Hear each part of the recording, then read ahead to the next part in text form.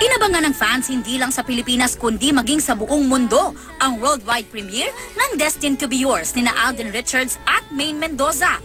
#1 trending topic nationwide at pasok din sa worldwide trends ang hashtag DTBY World Premiere.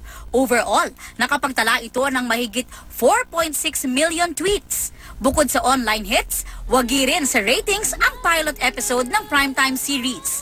Dahil sa overwhelming support ng fans, may pa-thank you message sina Alden at Maine.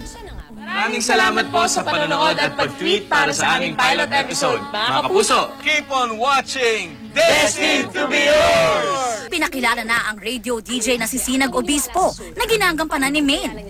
Matapos ang bitter breakup sa kanyang ex, naging hopeless romantic si Sinag. Inintroduce rin ang artist's parents ni Sinag at ang struggle ng kanilang pamilya to make ends meet. Bagong architect naman si Benji Rosales na karakter ni Alden. Malapit sa ina si Benji. Ang kanyang ama pumanaw sa isang bus accident. Bata pa lang, nag-cruise na ang landas ni na Benji at Sinag sa isang piyesta. Dahil sa kilig moment na ito, itinuturing ni Sinag na kanyang destiny ang batang lalaki na nakilala. Magkakahint tungkol sa past relationship ni Benji at kung paano ito nag-lead sa kanyang pagiging playboy. Malalaman din kung bakit kontra ang kanyang mommy Amanda sa plano nitong mag-apply sa biggest architecture firm.